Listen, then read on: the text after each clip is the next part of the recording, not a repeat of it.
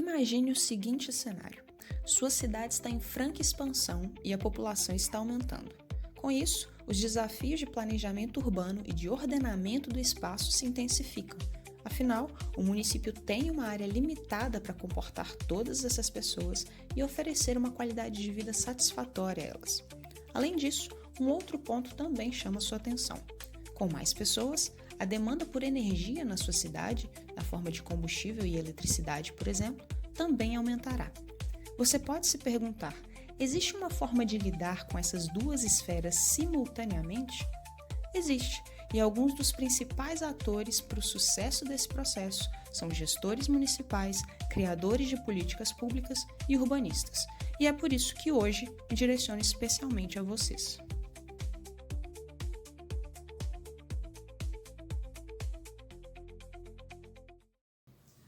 Olá, meu nome é Ingrid, eu sou arquiteta e urbanista, consultora em sustentabilidade e especialista em cidades inteligentes.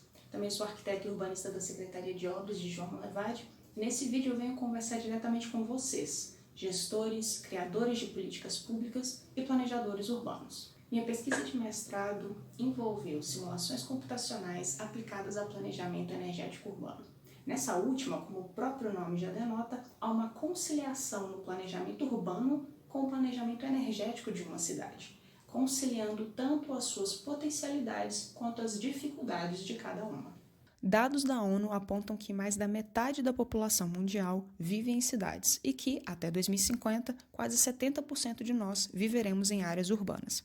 Em países em desenvolvimento, espera-se que cerca de 60% vivam em cidades até 2030.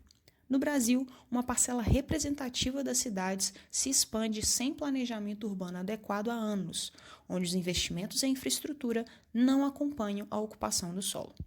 Com a combinação de um crescimento populacional em vertiginosa expansão e os impactos da crise climática, este último sendo descrito por relatórios do painel intergovernamental sobre mudanças climáticas, conciliar as novas demandas dessa população tem sido um dos diversos desafios enfrentados. Um desses desafios diz respeito ao crescimento da demanda energética urbana. Segundo o último Balanço Energético Nacional feito pela EPE, os maiores consumidores do ponto de vista energético no Brasil foram os setores de transportes, seguidos pelos setores industriais e o setor residencial. Já no consumo elétrico, o setor residencial vem em primeiro, seguido pelo setor comercial e o industrial. Por fim, as emissões ligadas à matriz energética no Brasil foram encabeçadas pelo setor de transportes, seguidos pelo setor industrial e o setor residencial. E falando em energia e eletricidade, o Brasil possui uma dualidade em seu território. Enquanto sua matriz energética é no momento majoritariamente não renovável, sua matriz elétrica é uma das mais limpas do mundo.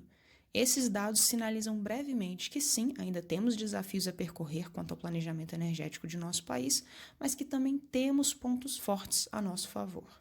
Vendo os principais setores que representam as maiores demandas energéticas e elétricas do nosso país, fica ainda mais claro quão cruciais são as cidades para a aplicação do planejamento energético urbano. Motivos de ordem social, econômica e ambiental embasam isso. Parafraseando dados da ONU, cidades são motores de crescimento econômico, ao mesmo tempo que apresentam boa parte dos impactos negativos desse processo. Áreas urbanas contribuem com mais de 80% do PIB global, mas são responsáveis por cerca de 70% das emissões globais de gases de efeito estufa. Por isso é imprescindível que o desenvolvimento sustentável seja aplicado de forma concreta nas nossas cidades, pois elas têm o poder de influenciar a vida de todos nós, seja de forma positiva ou negativa. O planejamento energético urbano é uma estratégia com potencial nesse contexto. Entretanto, no caso do Brasil, existem alguns obstáculos a serem superados para a sua aplicação de forma concreta e satisfatória. Um deles é a atual desconexão que nós possuímos com relação às legislações urbanas e às regulamentações energéticas. Enquanto legislações urbanas são aplicadas majoritariamente em escala municipal, estas sendo representadas por documentos como planos diretores, leis de uso e ocupação do solo, códigos de obra, as regulamentações energéticas são feitas em uma escala federal. Todos esses documentos são extremamente importantes para o planejamento energético urbano. Entretanto, eles precisam ser aplicados e adaptados à realidade local, com suas potencialidades, necessidades e limitações, levando o contexto daquela cidade em consideração.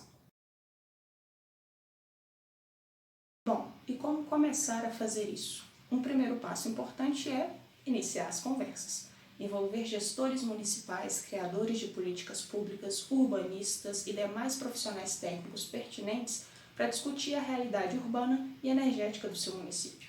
Discutir potenciais, dificuldades, eventuais calcanhares de Aquiles e ver o que a sua cidade pode oferecer em termos urbanos e energéticos. Estudar políticas federais no quesito de energia e tentar adaptá-las para o contexto local através de documentos como códigos municipais energéticos é um bom passo também para trazer essas regulamentações para a escala local. Ferramentas digitais também podem auxiliar no processo de tomada de decisão nesse quesito.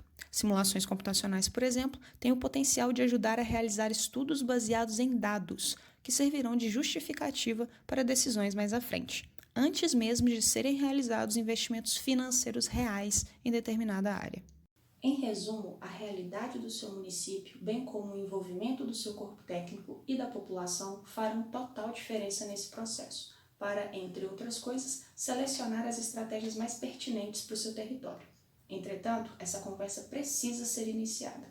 Se você ficou até aqui, é porque você tem interesse em trazer esses benefícios para o seu município, tanto na escala urbana quanto na escala energética.